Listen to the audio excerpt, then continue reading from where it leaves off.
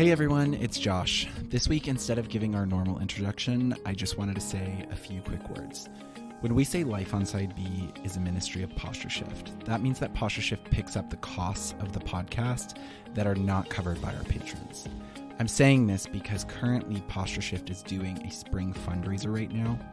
If you love this podcast and are able to give, consider going to postureshift.com/give today and support the ministry. It helps Posture Shift continue to make churches safer for queer people and helps continue the work of this podcast. Thanks as well to all of our patrons who continue to give and make this happen. We love you all. We wouldn't be able to do this without you. Now, let's go on to the episode.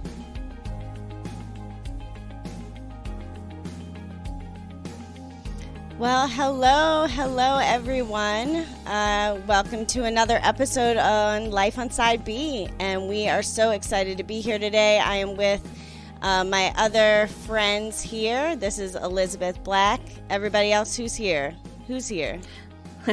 Hi, this is Ashley. Good to be talking to everybody again. This is Henry Abuto. Hey, Henry. Hi, Ashley. How's everybody doing today? We're good. So excited about our guest. Yes. Oh my gosh. Girl, we have been waiting, counting down for the day to interview the great Jackie Hill Perry. So let's, without further ado, let's just welcome you in. Jackie Hill Perry, thank you so much for joining us today on Life on Side B. Yeah, I'm glad to be here virtually. Thank you so much. For those of you who do not know Jackie Hill Perry, Jackie is a poet, a writer, a hip-hop artist, a teacher, a mother, a speaker, and an all-around complete just boss, and one of the most humble people I don't yet know personally, but just know just through her teachings and her work. And so honored to have you here with us, that you would just give us the gift of your time. So thank you very much for that, Mrs. Perry. Thank you, Henry. Yeah, so Jackie, I'm actually curious, before we get into like real deal questions, have you heard of this podcast before? No. Because I feel like, I kind of got that. Not that you gave any indication, but before I was really involved, I didn't know about this podcast. This was a new thing for me, and then all of a sudden, 2 months later, jumped into co-hosting. So I'm glad that we found you found us, and welcome. Hopefully you'll learn a little bit more about who we are. I looked at some of y'all Instagram pages beforehand, so I got a little sense of who you are. Good.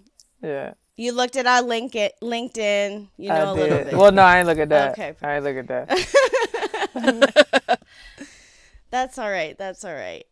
So yeah, Jackie, why don't you just tell us a little bit about you? I mean, I feel like many of our listeners probably know.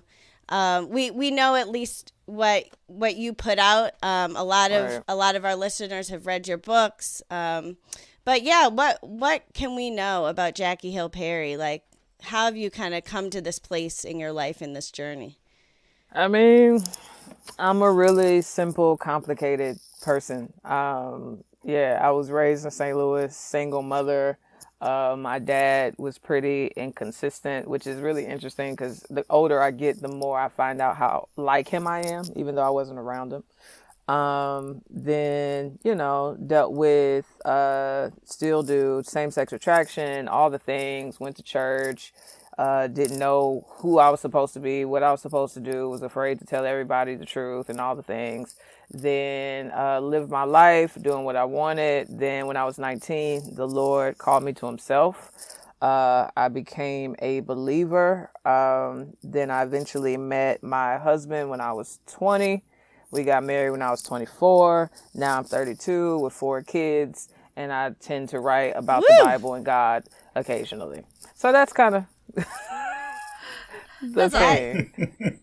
That's it? I mean, that's a synopsis. No, that was there good. You go. Wow, you've accomplished a lot in your 32 years. Is that what you said? Yeah. 32 years of life. Oh my gosh. You got a lot on me. I'm 35 and I think I need to catch up. So No, I know. I was like, not true. You got a ladder in the back. You obviously doing some work.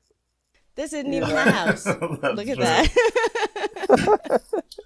So, Mrs. Perry, one of the things that I find really fascinating about you is how charitable and kind you are to people. You speak with people with such gentle grace and kindness, even in the middle of correcting them. And where do you find the grace and patience for that? Because it is something I have to lean on the Lord daily, especially in the last 6 years in the evangelical Christian world.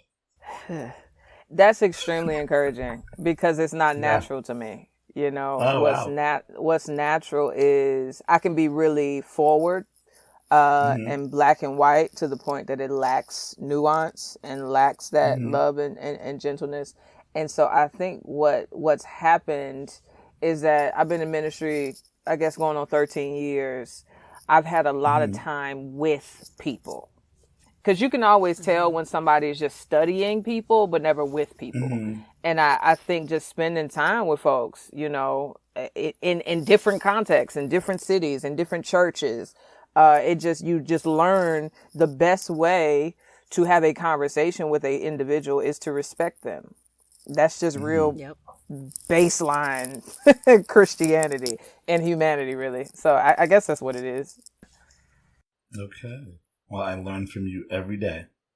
I think one of the ones that someone else had put, but I found it to be an interesting question. Same age as you. My son is just a little bit younger than Sage. How do you find time to be in the Word with them 4 kids?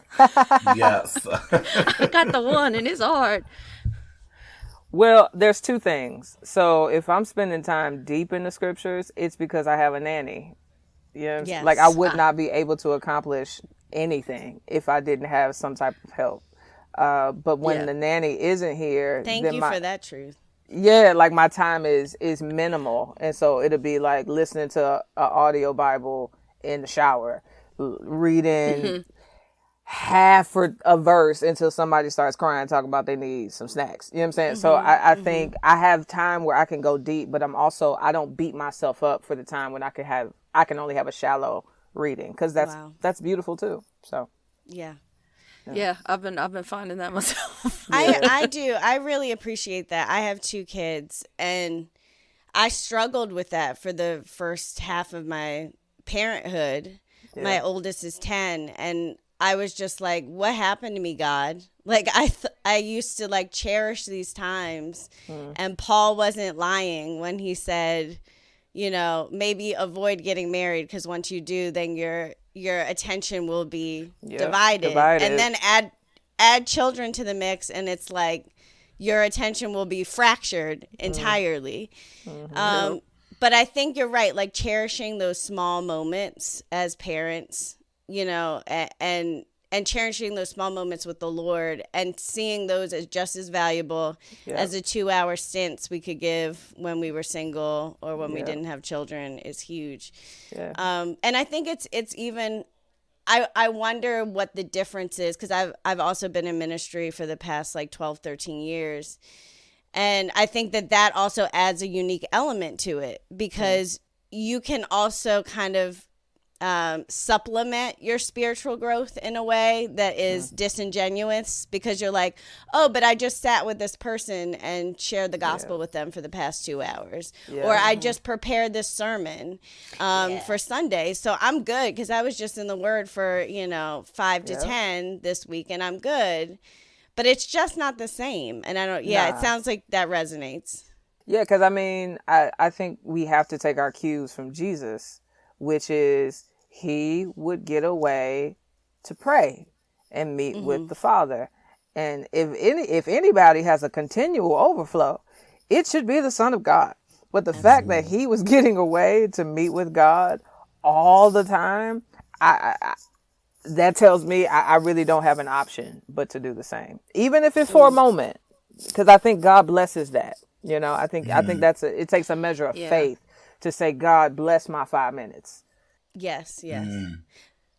Like that. Because I also think that sometimes the long beating yourself up over the Word, that also can be disingenuous too. Yeah. So it's finding that. And honestly, I feel like that kind of takes me takes me to start thinking about your latest book, Holiness. I mean, I just finished reading it, had read, I always mix up the title of your first book. I always say Gay God, Good Girl. Yeah, people do that a lot. Gay God, Good Girl. We get it though. So yeah, I mean, I think I read that book at least 3 times. I feel like Ashley, Henry are probably on the same. No, I mean, I just want to say, like, that book was my first dive into talking about faith and sexuality. My friend, who was an intern with me, had just come out the day I bought your book. She had just come out to me and she said, to be honest, I've been interning in this ministry, but I don't believe in Jesus. I don't know him like that because he doesn't know me. Because I know I'm gay and I have felt this way all of my life. And all I hear is people telling me how gross and disgusting I am and that God could never forgive me. So I know I'm hellbound. And I felt like I don't even know what to say to this girl. I wasn't honest about my own sexuality at that point. So I finished her. All I could say is, have you talked to God about it? Have you talked to God about it? Because I believe he wants to know. So we prayed together. She left, and I Googled. I found your book, and I think I read 50% of that book in one night. I stayed up probably until 2 a.m. So, I mean, we probably all have stories here. I'd love to hear them, but I just want to thank you for Gay Girl, Good God. Or good, yeah, is that that's right? Yeah, all right, thank you. Yeah, that was the right one. I appreciate that. It really did help me to start processing for myself, but also for others. And I think it was a gateway for many of us to start feeling comfortable and open to talk about sexuality and faith.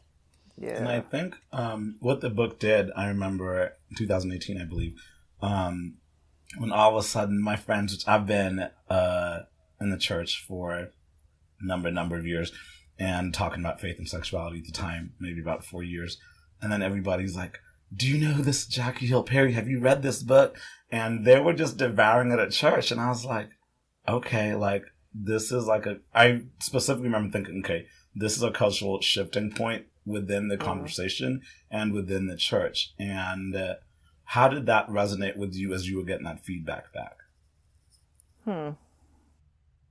On one end, it's funny because it's a polarizing book, and because there's a large swath of people who a lot of them haven't read it and hate it, but have read it and disagree, which is, that's fine. And so I think I just wanted to add to the conversation and bring some level of humanity to it, because I think if it's just purely in the realm of doctrine, then it just becomes really it can be a dangerous place where you see individuals as people you need to convince of a doctrine instead of individuals that you need to welcome, or not welcome, but empathize with or spend time with and understand just what it like for me to be a 4-year-old and feel like my body is not my body and not knowing where to go, not knowing who to speak to. You know what I'm saying? Not knowing where this is coming from.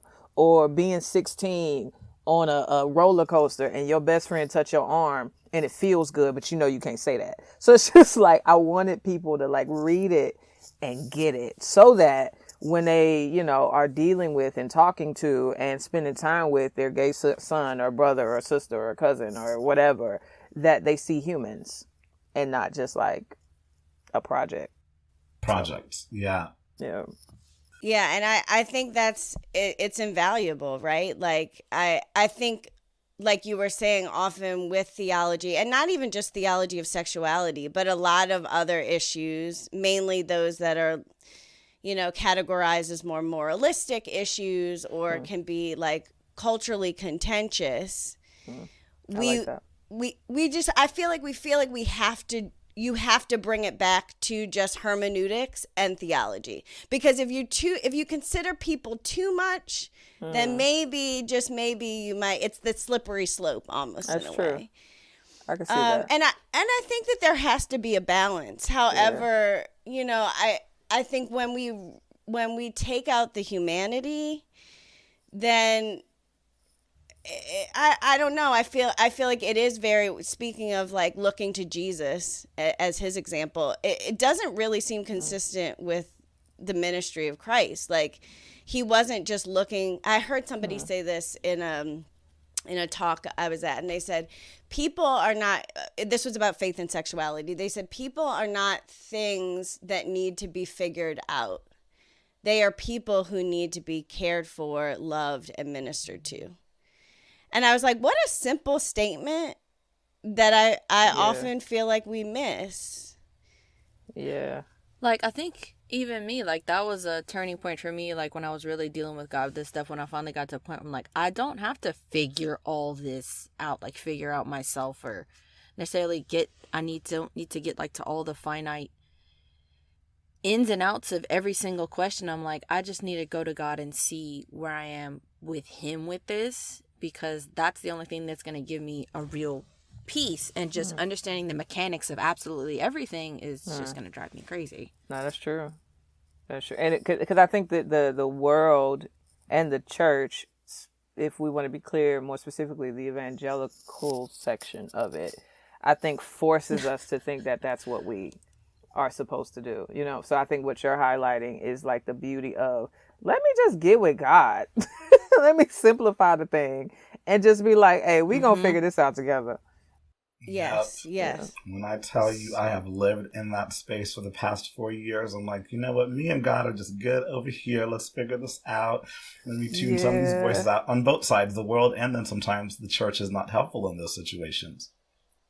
Yeah. And I had a question to you about that. Speaking about evangelical Christianity specifically. And I've seen you engage in topics of race as well, sexuality, and how do you protect your peace in terms of the race conversation? And when do you know? It's a good question, sir. For me, the peace is the block button. Oh, no, but my God. Henry don't hold punches. Okay, go ahead. How do you protect your peace? Yeah, how do you protect your peace in the midst of, all right, I got to teach about this, or I'm going to hear a sermon that might offend me, or someone might get it wrong, and then they're going to ask me for a follow-up and a coffee, and I'm going to have to sit here and explain things to somebody that they should already know because we're grown adults. So anyway, see? But yeah, how do you protect your peace? Wow. Excellent question. Thank you. Boundaries. Just boundaries. I guess if I had to think about it, I think that there are some people that I'm unwilling to engage with. That's a boundary, because you don't want to engage. You don't want to have a conversation. You want to argue. And I don't have energy for that, or time. And so that's one way my peace is protected, where it's like, when you want to talk, we can talk. Until then, I'm going to go on about my business and you go on about yours. I think there's some times where even I posted on my story yesterday Kristen Dumez's book, Jesus and John Wayne. And I knew. Oh, I love that. They finna come at my head. So I posted it. It's like I dropped the bomb. And I'm like, I'm not going in my DMs. I'm just going to. So that's how I protect my peace. I dropped that bomb and then I walked away.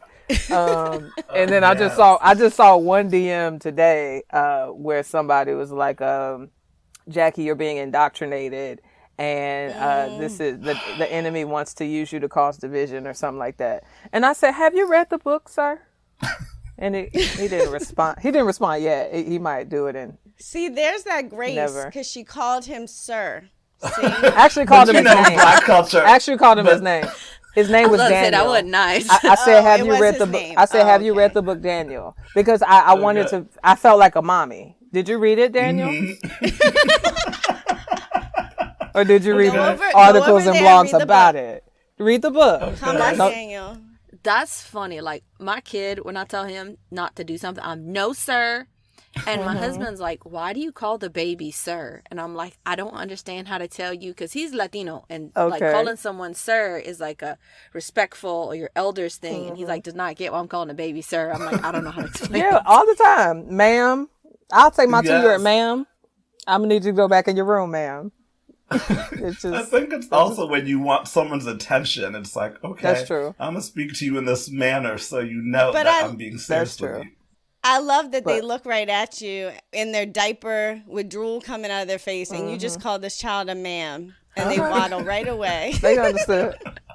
But to answer your question, I just feel like boundaries are an important part of the conversation. Discerning where a person is. There are some people that don't have an ear to hear. And so I'm doing none of us a favor by continuing to force you to listen to something that is, meddling and triggering your cultural idols. Therefore, let me just back up and pray and hope that the Lord brings you along to the truth. Then there are others who I have endless amounts of energy for because they just want to learn. And so they're going to make mistakes with how they converse. They're going to, maybe ask what someone would say is a quote unquote stupid question. But the very fact that you are open, I'll spend all day with people like that. Yeah. Wow. So Wow. I That's often good. find that when someone's willingness to learn and willingness to be wrong is such a good gauge for how much further am I going to keep engaging in this conversation. And if someone's willing to be wrong and willing to be corrected and willing to learn, I will always engage. Yeah, honestly. Honestly, Henry, that reminds me of a question that we were talking about earlier about, and I believe it was yours, about how our thoughts and kind of how our opinions of things evolve based on time, life experience. I'm curious as to, maybe we can dive into that question. Yeah. What was it? I know I wrote it down a couple weeks ago because I was prepared a couple weeks ago. Let's see.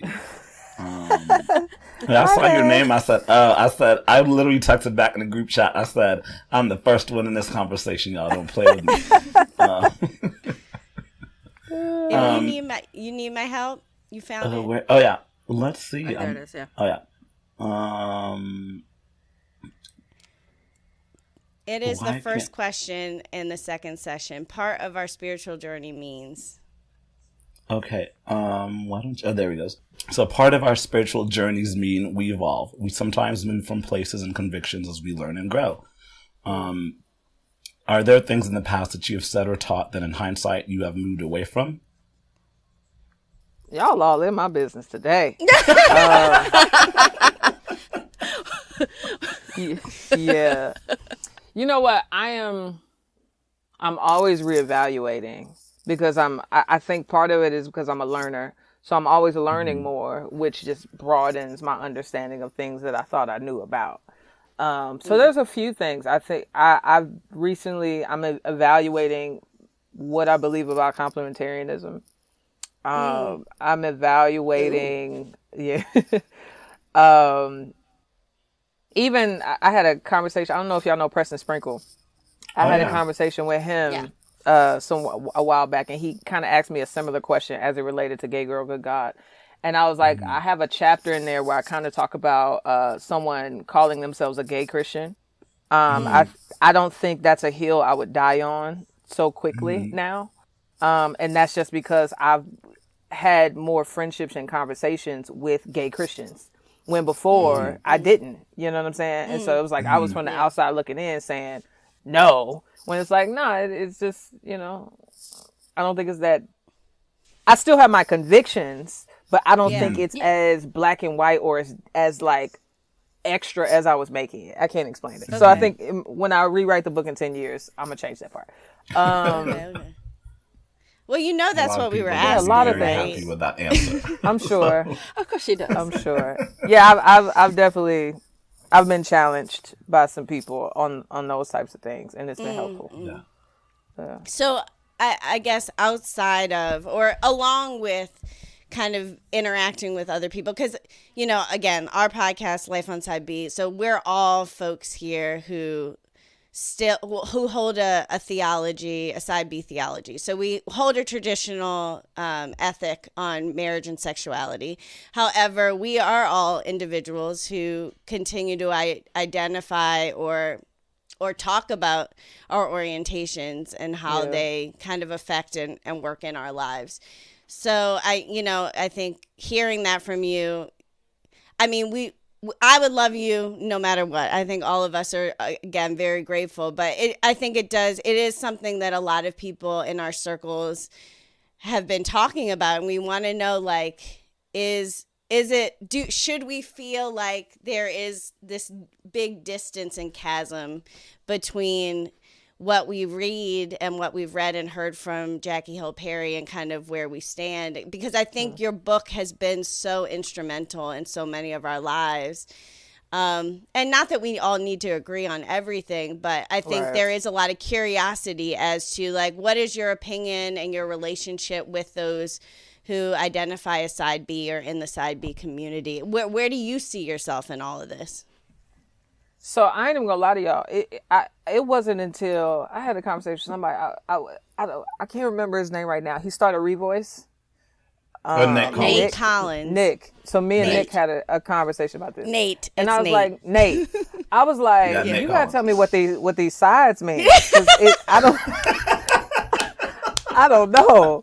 So remind me, what is a side B That's and side okay. A and C and D? What is that? Okay, there's a whole chart out there a couple years ago that someone created. Let me Google Literally, it. They would send it around because it's like, what is this? Oh, I don't know if you Let go me find see. it. Somebody Side screen B. share that. Screen share. I don't that. want to. I don't want to be the. Like, it's No, a but very helpful honestly, graph.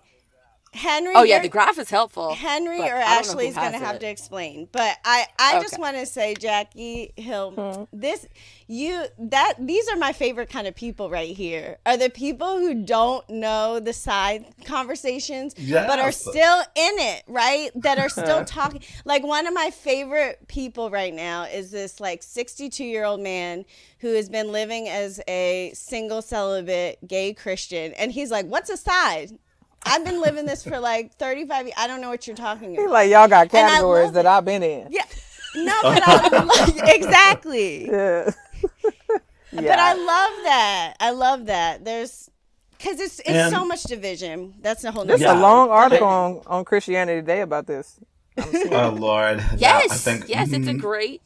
I'm sure it's interesting. And I think for me, I do find the sides conversation helpful in terms of, okay, if you were trying to give someone a quick label and a distinction or quick trying answer, to give a yeah. quick explanation, I find it helpful, but it's so much more nuanced. Like, even with someone uses a phrase, same-sex attracted versus gay, for example, like, to me at this point in time, I'm like, whatever is fine. Like, if you are living a life that honors Christ and you're doing the best you can each day to pick up your cross and follow him, that is whatever you want to use, that is fine with me. And that's because so many people get caught up in the nuance. I can't tell you how many times I've sat in a meeting at church and they're like, you can't call yourself gay. I'm just like, I'm living the same life you are living. It's like, anyways, but yeah. And that's a part of the like, reason. That's a part of the reason why I've avoided that label.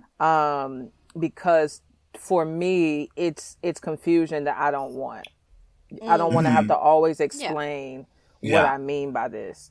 But y'all could correct me or add to this. I was having a conversation with I don't remember his name right now.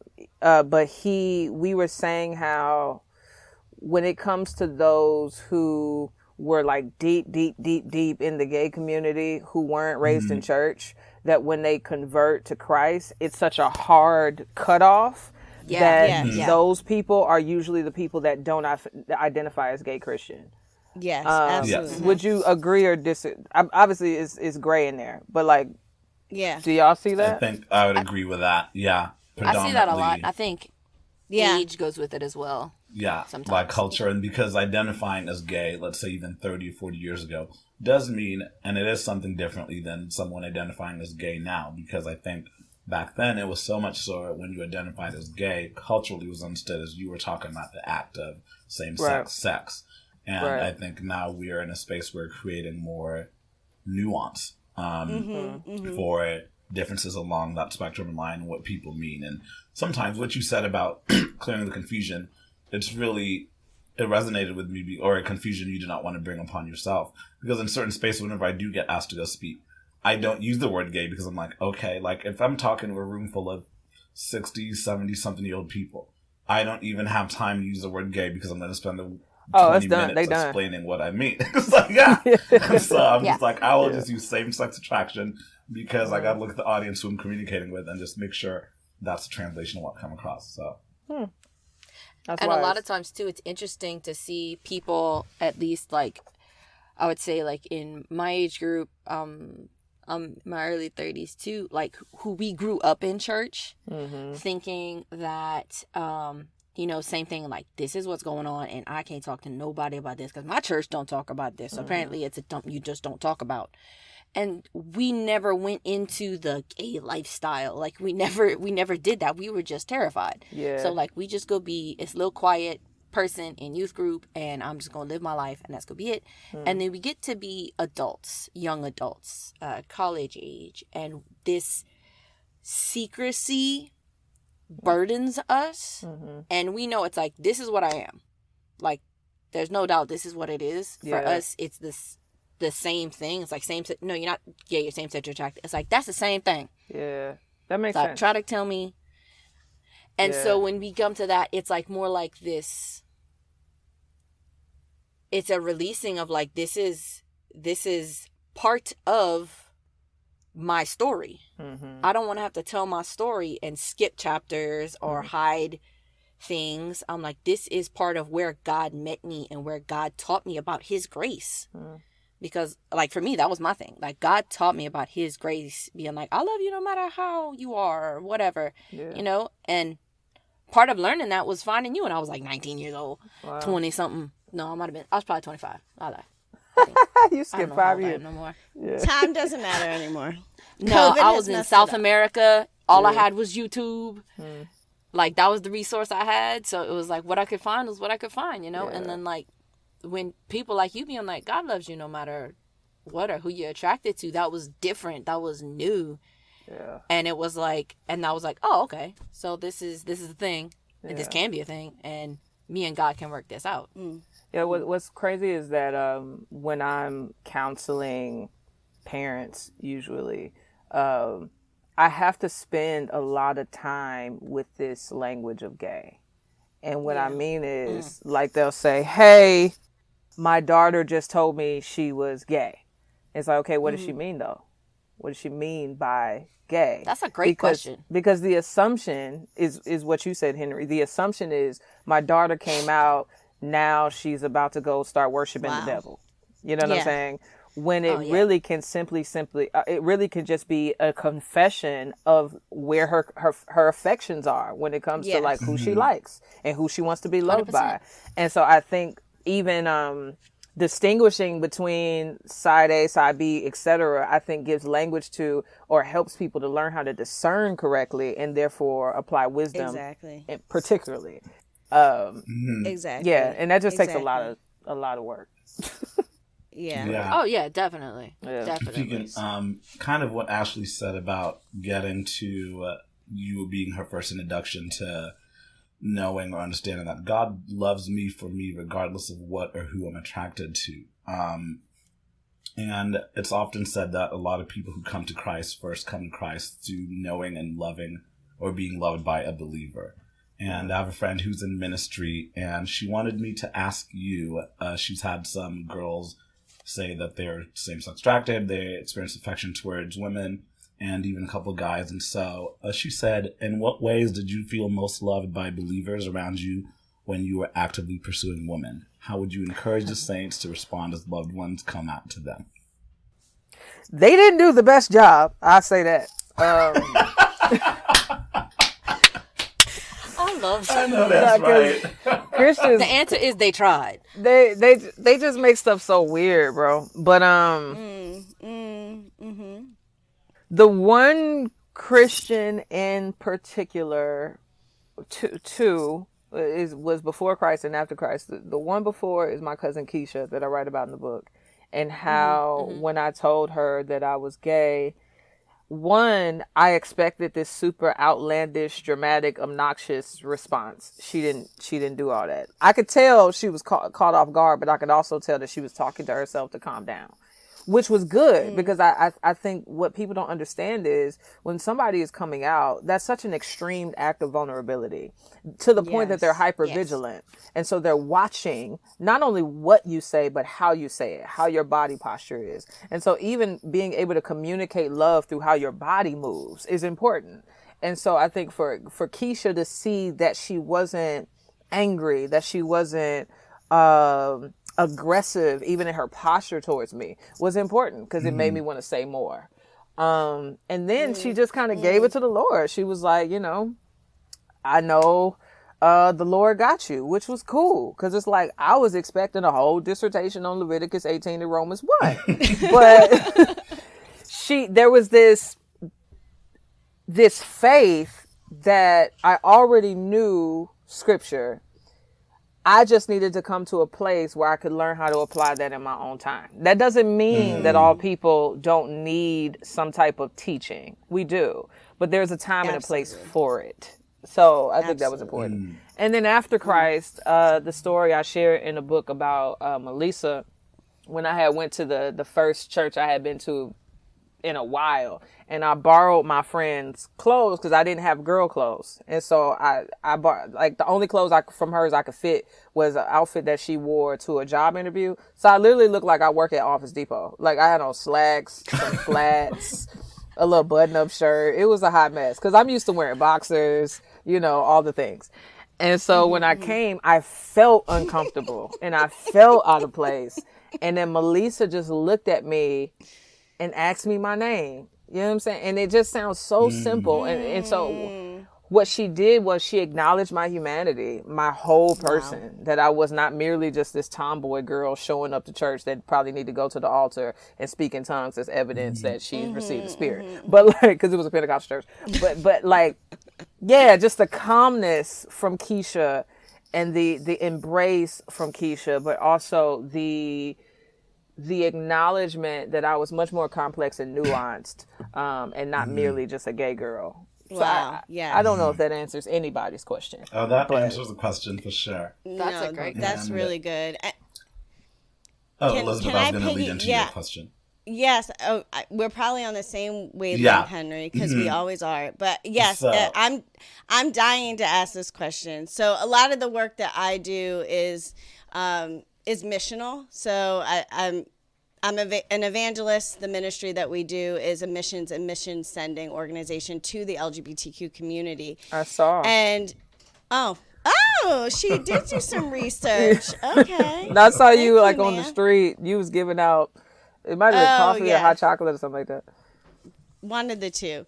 Yeah. But anyway, part of what I really want to focus on in our ministry is really having a diverse and multicultural bent, because I think a lot of the discussion around faith and sexuality is, no, I'm not going to say a lot, exclusively. Yes. The conversation about faith and sexuality is from a white perspective. And again, like, we've been singing your praises. I'll do it again. One of my favorite parts about your book wasn't about both books, isn't even the content of the book. It's because a Black woman wrote that book. Oh, yeah. And I was able to say, oh, thank you, Jesus. Yeah. I'm not alone. And that we have something really substantial to offer. So I guess going back to the whole evangelistic piece, as somebody who, you know, was very much in the community, in your local LGBTQ community back in the day, what do you see, and even now, what do you see that the Black American, or if you just want to talk about Atlanta, what does the Black LGBT community need to hear and to have and receive from the church? Answer carefully. You trying to set her up, Elizabeth. I'm sorry. We got a half an hour. I think when it comes to Black people in particular, dignity is important. You know, like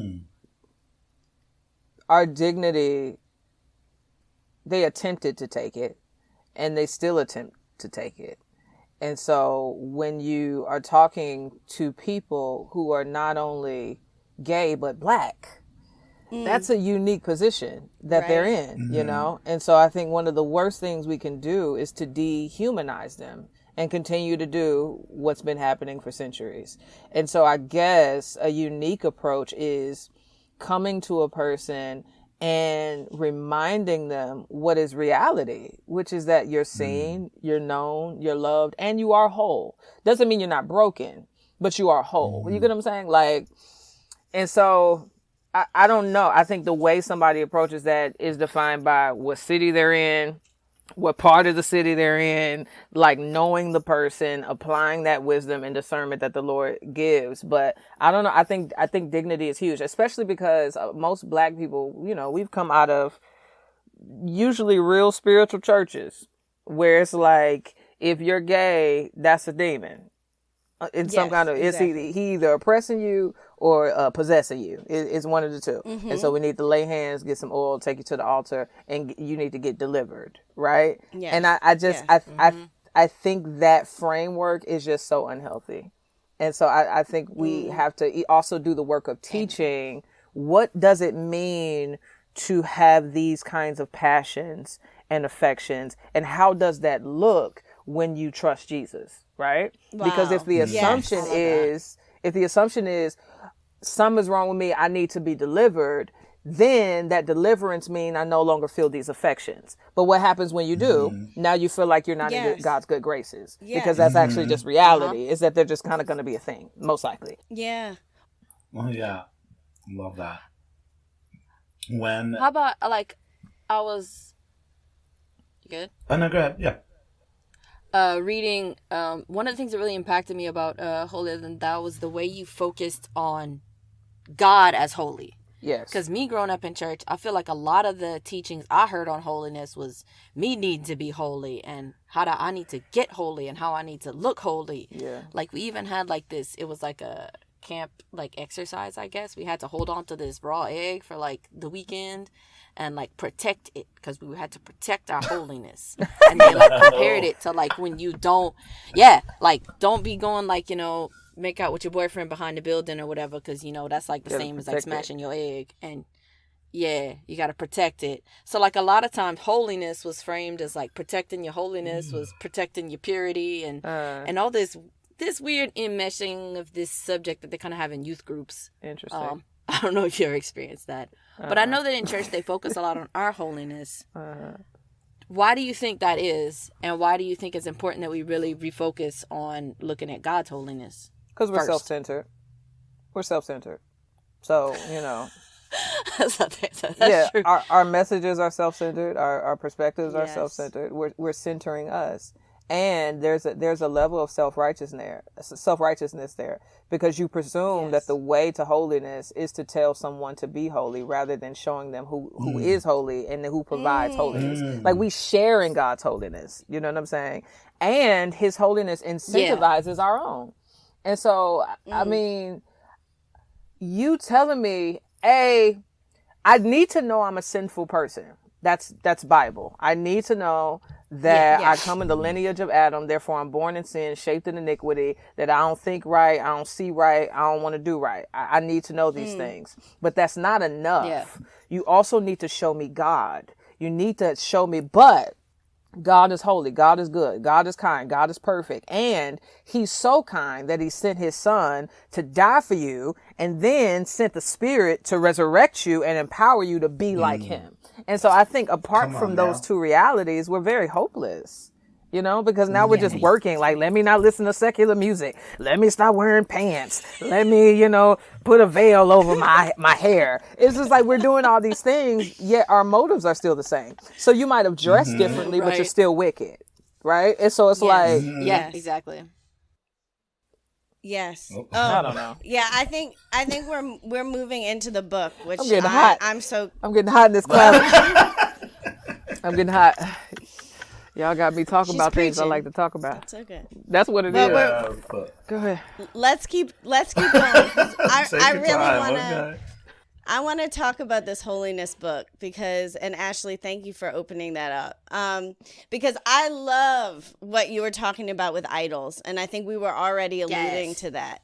This whole idea that idols are things that must be constructed. They need someone or something to exist. They need something to fuel them in order for them to have any significance. And, you know, when you were quoting, I believe it was Hosea, which is such a great passage about the idols who have eyes but do not see, and hands but do not feel, and mouths but do not speak. I love that. But when I was reading some of these definitions that you were having of idols versus our true God, it got me thinking again back to these questions about sexuality and faith, that I think often we feel like if we do enough, then something will change our orientation. If I do enough, if I pray enough, if I read the Bible enough, even if I confess enough, then maybe something will change. And when something went off in my head at that point when I was reading that, and I was like, is this a form of idolatry? Is it a form of self-idolatry, even though the trust is in, or, you know, the focus in some way is in, you know, obviously God's going to be involved in this change. But really the vehicle of the change is, if I check enough boxes and do enough stuff, then maybe I will be set free from my orientation or my temptation. So I was just wondering, like, what do you think about that? Do you think that we can make an idol out of maybe the process of change, as opposed to really keeping our eyes focused on the holy God, who doesn't even need any effort on our behalf to do any kind of changing? No changing even needs to occur for him to maintain his holiness. Wow. Y'all are good. It's best kind compliment so far. It's kind of a self-salvation, right? Like, you know, if I pray long enough, if I do long enough, then my heart or my affections will change. And I think there are degrees. You know, I could speak to the reality that sanctification does work. You know, I am not tempted to the degree that I was tempted 12 years ago, you know, but there's a plethora of another set of sins that have taken their place. You know what I'm saying? I think, let me think and be concise. I think we are addicted to looking at ourselves and trusting in ourselves to fix ourselves, instead of looking to God, the one who made us, the one who dies for us, the one who regenerates us, the one who changes us. Like Jude is very clear, to him who is able to keep us. It's him all the time. That, you know, when we get to glory, it's he who finished the work that he started in us. That you know, like, so it's, the burden is always on God. The problem is we don't want it to be. We want to be our own savior. I don't know why. Wow. Maybe it feels better. Yeah. Maybe it feels good. I suppose it doesn't take as much humility and vulnerability and repentance. And it's easy and quick, because God never changes us as quickly as we want him to. And so we have to find these idols that are right at our hands, right at our, just to feel some type of hope, you know. But it's like, nah, God isn't set up that way. We are very complicated people. And even in the process of him changing us, he's showing us himself, you know, because if you think about your trials and some of the circumstances that you found yourself in, if the deliverance came quick, are there certain things about God's nature that you would have missed?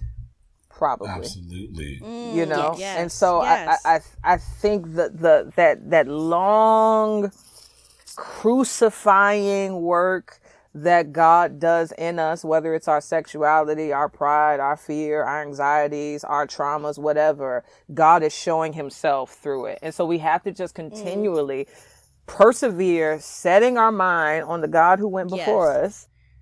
Yes. And we might have some more hope and not as much shame. Yeah. Because I'm going to fail me. That's great. Absolutely. Right. Yeah.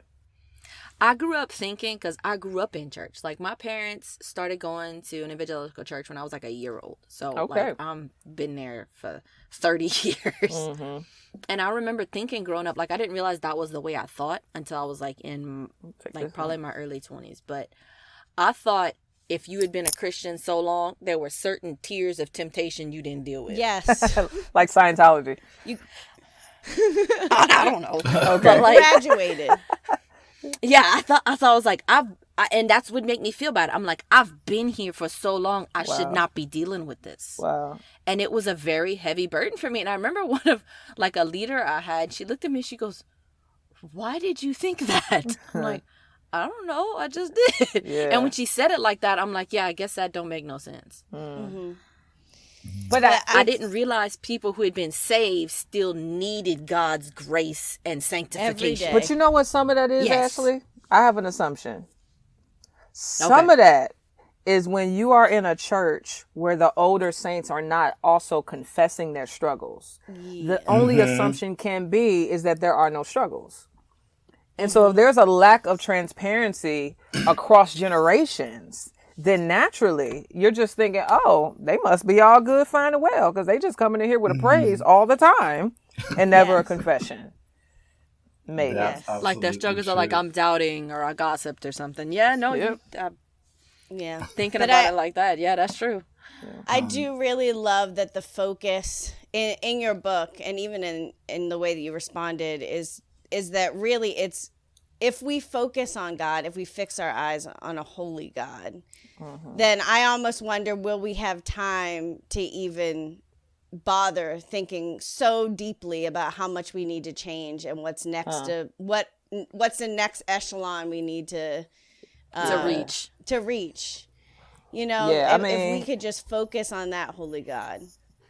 Yeah, and the right one. I have to say that because I think there are a lot of demon-influenced ideologies where people want to change the nature of God to suit their own passions. Yes. And so we have to look to the right God as described and determined by Scripture as seen in his Son. And so doctrine, I think, on this part is really important. That's good. And Absolutely. with just holiness and the theme of the book, and as you were talking about the church and even answering Ashley's question, do you feel as though modern day Christianity has gotten away from teaching and preaching that holiness that you write about? I mean, I don't really know because I haven't taken my church history class yet, but I do see a difference. Like even when I was studying for Holier Than Thou, it was the dead people that had the most insight, you know. And I was wondering, I really liked a lot of the quotes you had in the book. I'm like, this all dead stuff people. is great, and it's Dead people that people. I don't. Yeah.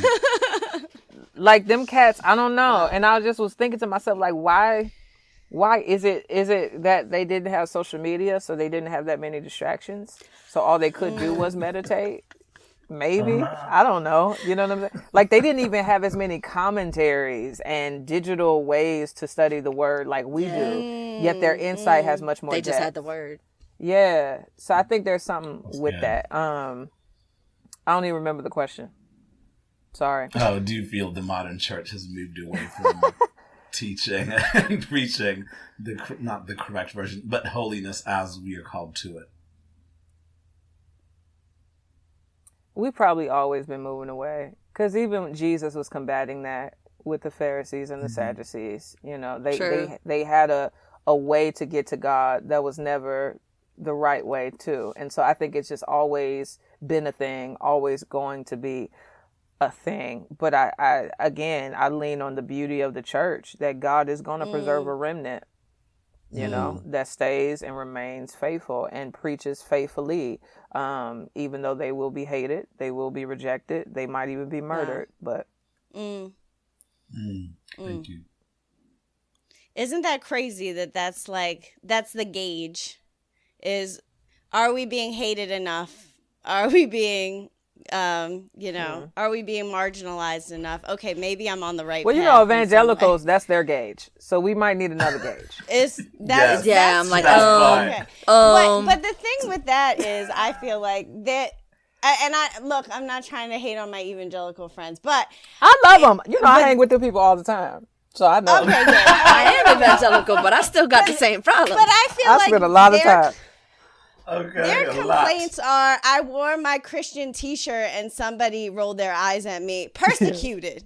Yeah. You know, I'm like telling you, true. I always say white people want to be persecuted so bad. Like white Christians want to be persecuted so bad. I prayed before dinner at this public restaurant and somebody looked at me sideways. Yeah, it's That's not true. persecution. There was a whole thing in my time of youth group where we were all obsessed with Voice of the Martyrs. Oh yeah, and, yeah, Yeah, right there. and like dying for Christ and all that. Like it's a real thing. Like we have to go.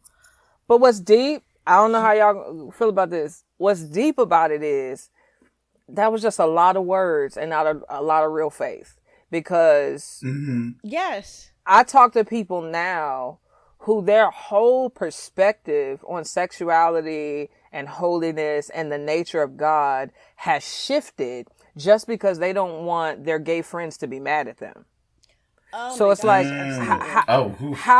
how in the world were you committed to persecution, yet the moment somebody unfollows you or your boss threatens to fire you, it's like, oh, the Bible ain't right.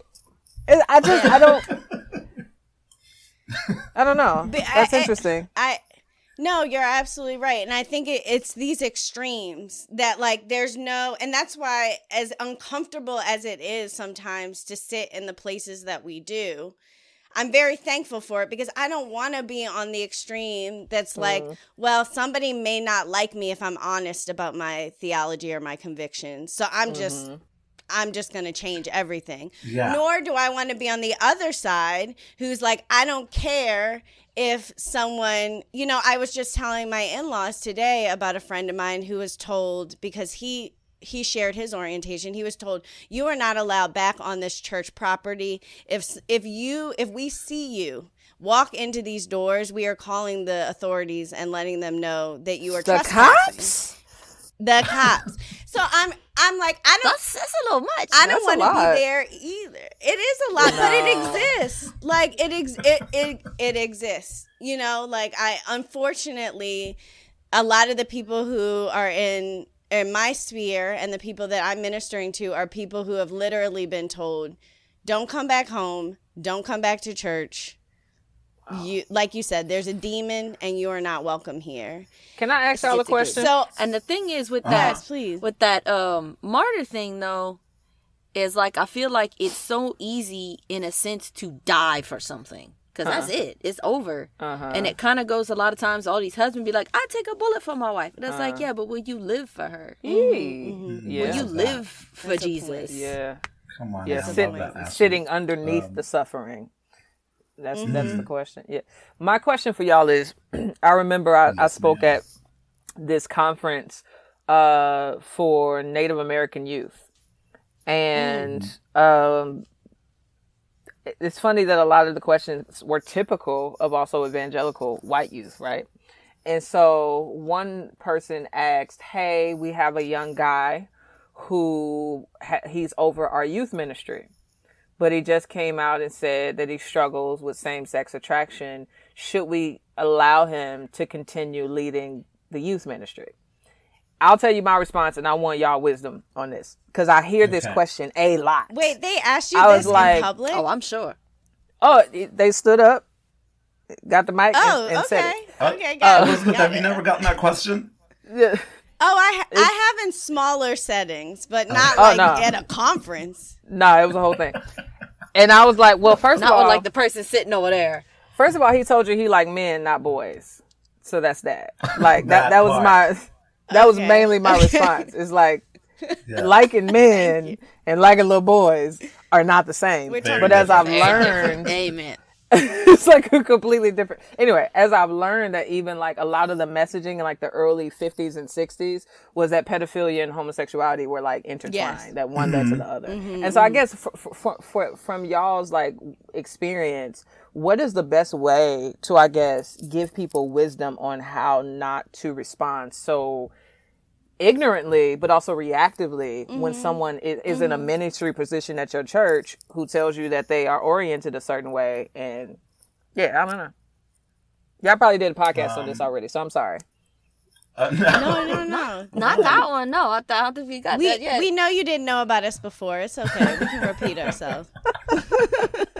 But I think it's always very important to listen to the person who's talking to them. First and foremost, be like, okay, I'm going to need, especially if like they really don't understand, be like, we need to talk about this some more. Like, what do you mean by that? Like, actually listen to this person, find out where they are, because you don't know where they are with beliefs or anything like that. Like, actually find out, why are you telling me this? Why are you being vulnerable with this? Why are you deciding to take such a risk and tell me this, knowing that this might be my reaction? Yeah. And one of our friends, Art, he was a youth pastor in New Jersey. And I'm just putting his business out there. But he's talked about it publicly, it's fine. But I forget what denomination it was, but it's highly problematic. But after about he went to a new church, after about 2 years at his church, the members kept sending letters or having meetings about him. He's a celibate virgin man who's same-sex attracted by all means. And he, not only that, but he is a man of the word, and he is beyond qualified to be a youth pastor. And they basically ran him out of the church. The denominations, pastors who'd never heard of him, were sending letters to his church. They were sending letters to his friend's church, asking for his friend to be fired because his friend was his best friend, even though his best friend is straight, but his best friend is also in ministry. And I have just seen I hear so many examples of that, people being ran out of ministry for simply disclosing that they're attracted to the same gender. Not saying, hey, I've been having an affair with a man, or I've been doing this, or I've been doing this. And speaking of affairs, why do we fire people for saying they're same-sex attracted, but the minute someone admits they had an affair, we are quick to not only applaud them, put them back on stage, and be like, look at their repentance, look at how they're walking with Christ. But the minute... The restoration. Why are over 50% of our pastors admitting to a porn addiction? And, thank God they're getting, people are confessing and getting help, but we are not poo-pooing them out of the pulpit. No. So I feel you. I said that. I was on TBN, and they kept asking me, a lot of gay questions or whatever. And I was like, listen, I said, it's the heterosexual men that we got that got the problem here.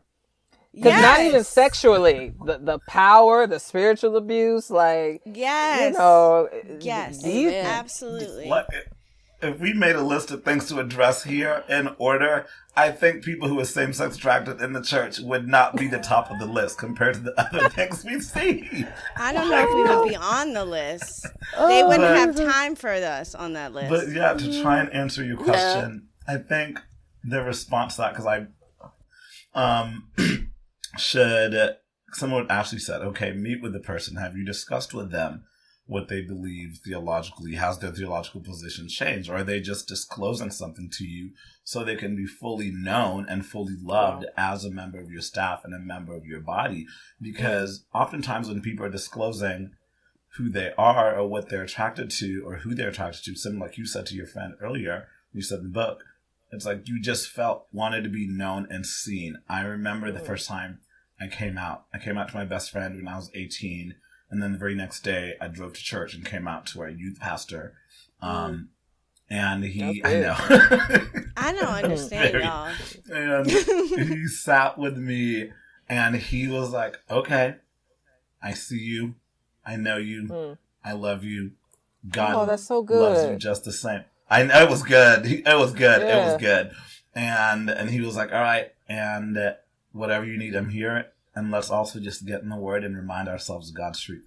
Yes. And that to me was like, if every ministry conversation was handled like that, I see you, I know you, I love you, I value you, and let's stay in God's truth. Mm-hmm. Yeah, that's the answer I would get. Yeah, I think that would go so much better. It goes back to honor and dignity. It goes back to what we were talking about earlier. Honor, dignity, and I think also the holiness of God.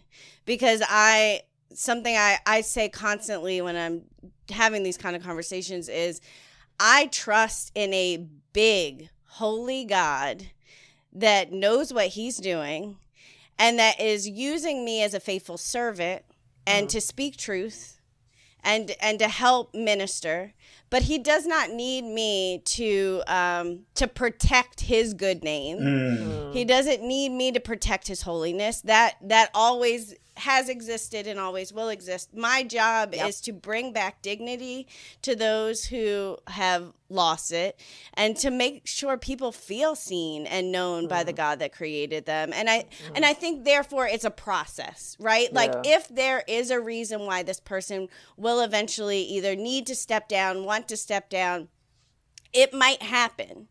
However, I don't think the first thing I need to do is rush to try to defend the faith and defend God and make sure nobody thinks, what if someone thinks something? Then what are they going to think about my faith? What are they going to think about our church?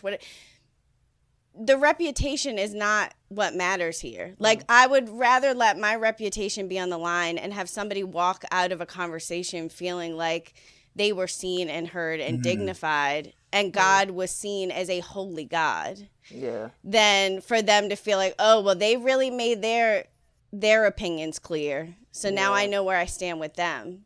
Yeah.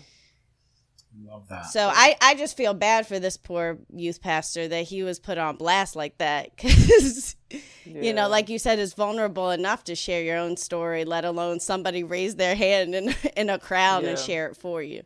That's true. Yeah. You know what happened in the end? Huh? Do you know what happened? I don't know. I went home. Do you know what? With the guy. Oh, okay. But even so, I would say that answer, and I've heard people say it before, like when they go to ask that question, people have shut it down really quick with like, he's not a pedophile, so next question. Yeah, moving on. Yeah, that's true. Also, you're bold taking unvetted questions in a public space. I gotta vet some of these questions. That's I thrive off Q&As. Like, it's just... I love Q&A, but sometimes people will throw you for a loop. I'm like, what am I supposed to say to this? They will, but she did it today. It equips you. Yeah, it equips you to kind of That's true. I don't know. To know a lot. Oh, we said you were prepared for this. You did one with Preston, and Preston invents stuff on the spot. Oh, Preston Sprinkle? Yeah. Yeah, he don't know what he's gonna ask you. Oh no, he don't know nothing. No. He just be.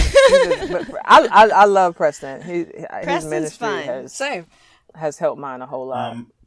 That's awesome. Part of your story is obviously you're married to Mr. Preston Perry. You're Preston, and a friend of mine, he is same-sex attracted, but he recently just got engaged to a woman, and him and I were chatting yesterday, and I mentioned that I was talking with you today. And after he freaked out, he was like, can you ask her something for me? I was like, sure, why not? And he said they're planning the wedding right now, which is a whole new thing for him because he's a man. But they are walking into marriage, they're getting married in June. And he said all of a sudden a lot of fear and insecurities have been coming up about marriage that he didn't know were there before.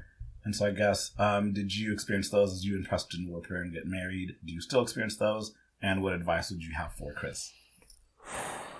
I don't know. I had a world of fear, because I did not trust men. You know, I had been abused sexually by men and abandoned physically by my father, and so on top of even just watching pornography from the age of 5 to 19, that does something to your mind and how you understand or what you think men want, and realizing like that's not me. And so I think all of that together made my relationship with Preston a continual trigger. It just was constantly triggered, just all the time, which is a blessing, because I think when I was single, that I was able to dodge those fears. Therefore, I never had to deal with the fact that I wasn't trusting God in a particular area. But I think like being with Preston brought all these things to the surface, where it was like, okay, now I have to bring this stuff to God and go to therapy so that we could work through this thing, so that I can engage with him in a way that's peaceful, but also free. I wasn't, when you have a bunch of fear, you're just not free. So you can't even be your whole self, nor can you receive love in the way that you should. And so I guess my encouragement with him would be, don't run away from the fear. Identify the fear, give it to God, and work through it. And I think God is faithful. So, kind of to follow up on what Henry was mentioning about his friend, I was reading in, and I want to quote you right here. I was reading in an article that you wrote for Desiring God, and you had said something about no longer being slaves to sin. I think that was the title. Though I'm no longer a slave to sin, I am still tempted to believe that they, this is a quote from your article, I'm still tempted to believe that they, not God, will provide joy. So since our whole theme this season is on resilience, and obviously resilience in sexuality and in gender orientation, reflecting on that quote, how would you say that you maintain resilience within your own sexual orientation, your own desires, when you think about those temptations that you can often kind of steer you away from centering back on the God that provides true joy? Whew. Have you written a book yet? You wrote a book? No book. Not yet. Let my kids go to college. I'm not like you. I'm not a superwoman. I can't. No, that's not an excuse. If the Lord wants you to write a book, he'll provide space. But honestly, this is gonna sound super Christian. I believe God.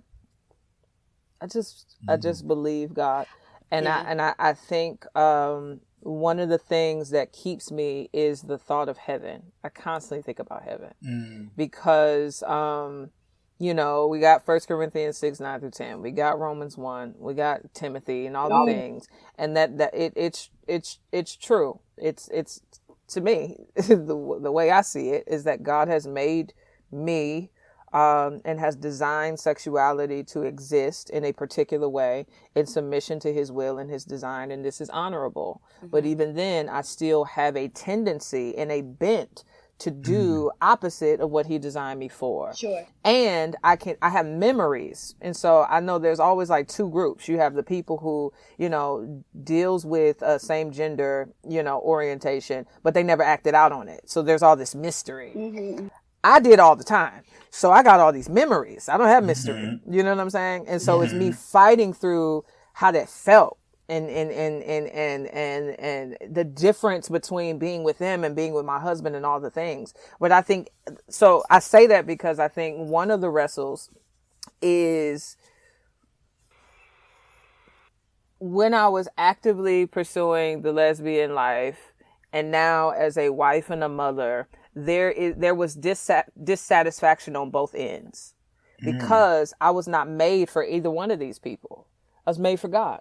Ooh, and so I feel like having to remember heaven is the place where I will totally be satisfied in every way, shape, form, or fashion. And that keeps me going because it just reminds me, like, you can pursue that if you want to. Yeah. You won't be satisfied.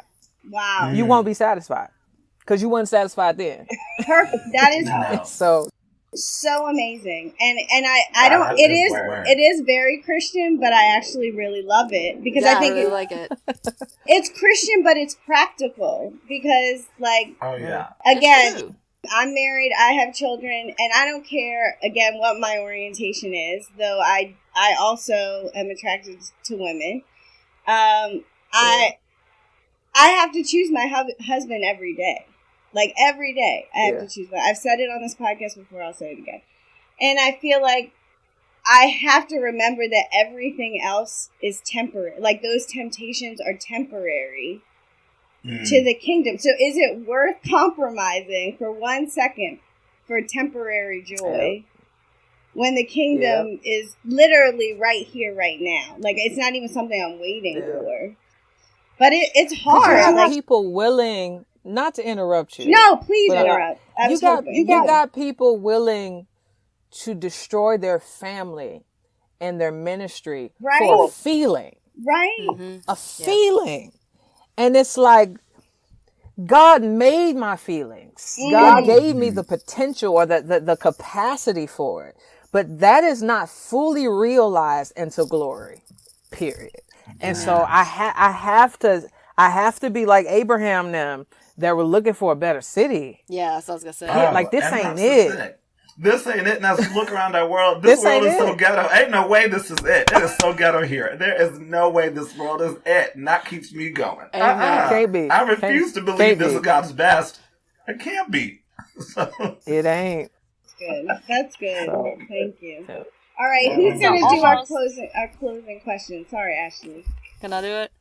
Yes, It's like almost reflecting on that. If you were to go back to 19-year-old Jackie, coming into the church for the first time, with all of this on top of you, what would you have liked someone to have told her, or what would you like to have been able to tell her? That was such a hard season.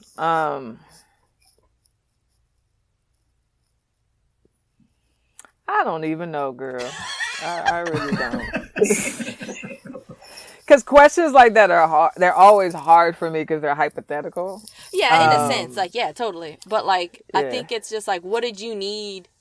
Or, like, because, I mean, I look back on that, like, something I wish people would have, like, told me, would have let me know that, like, these things weren't an issue for God or something like that I wasn't told. You may have been told that, but, like, what are things that, like, sometimes someone we wish they would have or definitely should have told us that they didn't? Yeah, because it's like that quote, be who you needed when you were younger. Yeah. So maybe what did younger Jackie need? Sorry, Mrs. Perry. And how could you maybe, what did younger Mrs. Perry need at the time? The really beautiful thing is that God provided what I needed pretty quickly. Oh, that's all. So I came to faith at 19 and was at a church that was very gifts centered.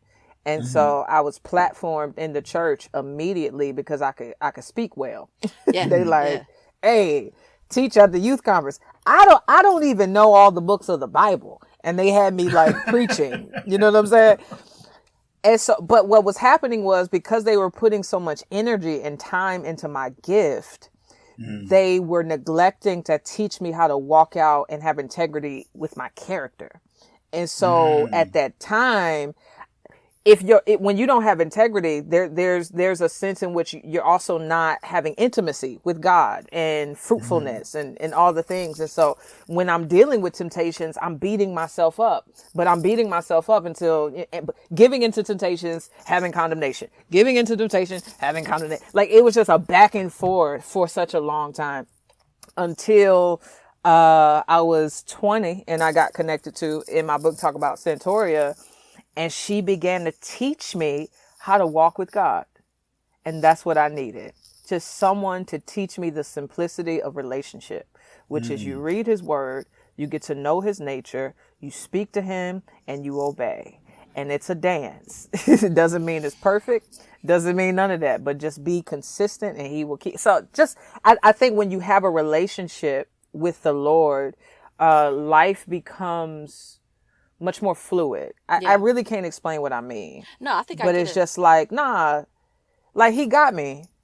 We're good. You know, like you don't feel the pressure. You're not as susceptible to the devil and all of his schemes because now you have faith. So. Well, and I love, Jackie, that I think all a part of God's design, that you didn't do it alone, that he brought people into your life.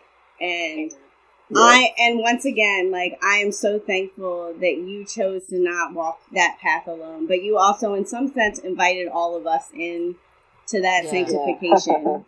And continue to do with your newest book, Holier Than Thou. So I am very grateful thank you for inviting us into your life and your process. Thank you for joining us today. It was a blessing. Right? Definitely. Am I lying? Oh no, this was great. This was great. The highlight of my year thus far. So thank you so much for the gift of your time. Truly. Oh man. Absolutely. Yes. And don't be a stranger. Now you know us. Yeah. I know. Yes. Oh yeah, I gotta ask too. What's up? No, sorry. My friend wanted to know, when can we expect new music? And I want to know, are y'all gonna get that minivan? How dare you? 4 kids is a lot in that Kia. 4 kids is a lot. Nah, it is. I said this ain't gonna work, and I was just like, "Where has my life come to?" Like I'm like I think I'm cool, but I'm just like I just gotta lay that aside for them to be practical.